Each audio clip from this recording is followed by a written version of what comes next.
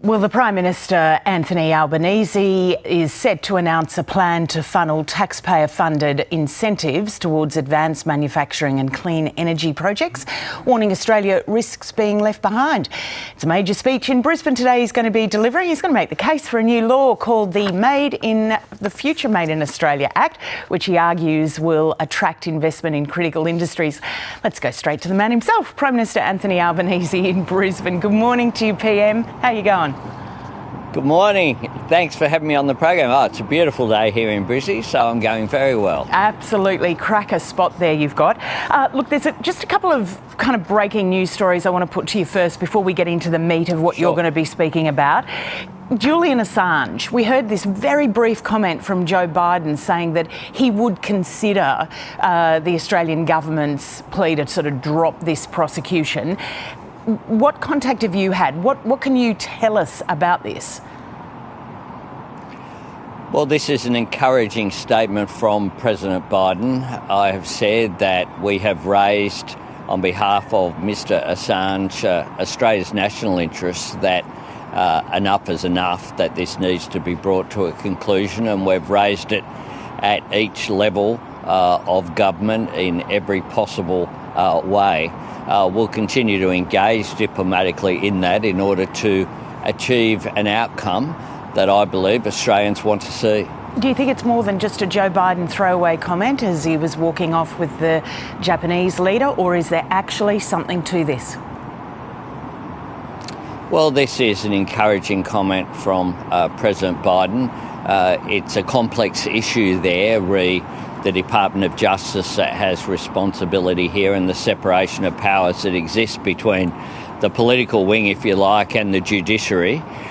So we have engaged very much diplomatically at all levels, though, including at the highest level of government.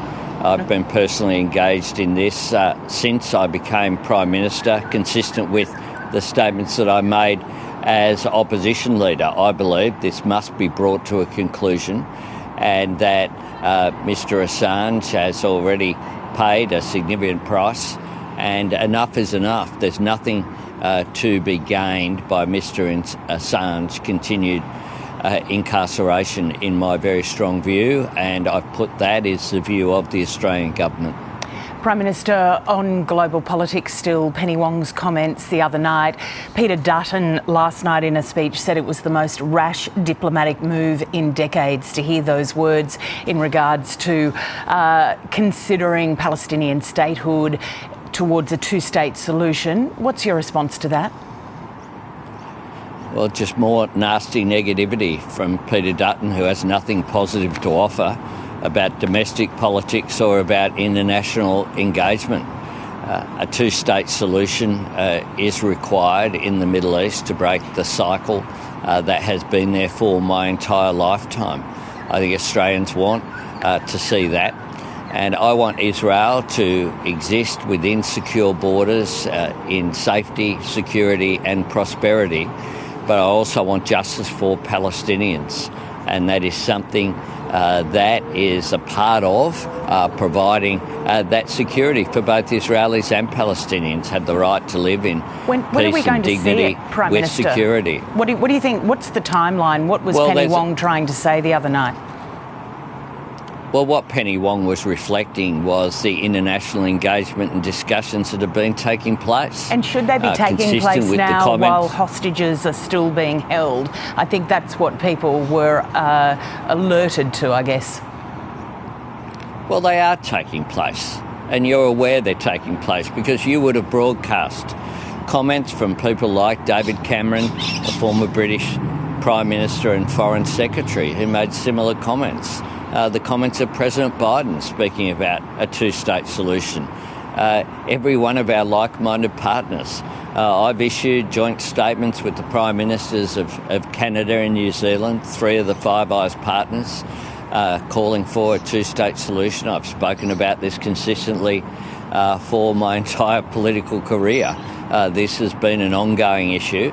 It needs to be resolved in the interests of both Israelis and Palestinians. And Israel has an interest in resolving this issue, so that as well, as Penny Wong has said, it's about the normalisation of relations as well between Israel and neighbours like Saudi Arabia is very important.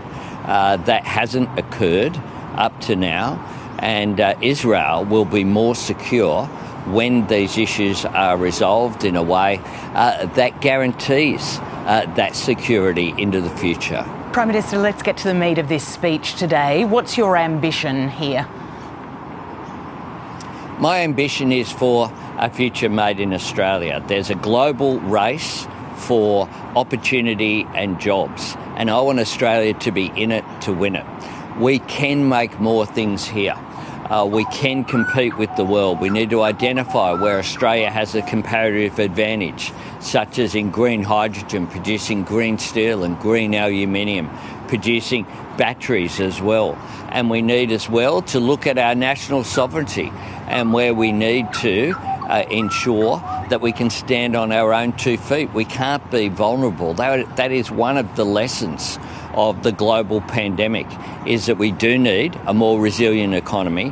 That's about a future made here. It's about using the assets that we have under the ground, in the sky, to produce advanced manufacturing, creating jobs and economic growth and prosperity right here in Australia.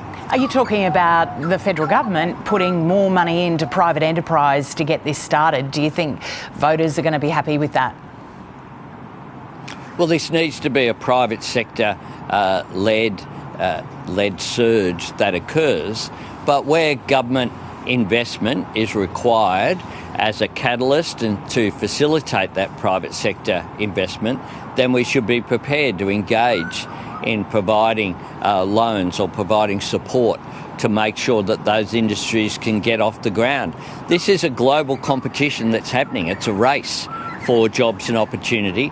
We can't afford to sit it out. If we sit it out, the world will go past us. But we have an incredible opportunity. We have, when we look at the resources that will power the global economy this century, copper, vanadium, lithium, nickel, we have an abundance of all of those. We have the best solar resources in the world. We have an incredible opportunity, but we must seize it. We can't just sit back and watch and hope for the best, because if that happens, we will continue to export our resources overseas, see value added, see jobs created somewhere else in the world, and then import it back at much higher value. This is about engaging in this global competition in Australia's national interest to create jobs and opportunity right here. So if I've got an idea for a green energy startup, what am I going to get from the government? Am I going to get tax incentives? Am I going to get subsidies? Am I going to see something in the budget coming up in a month?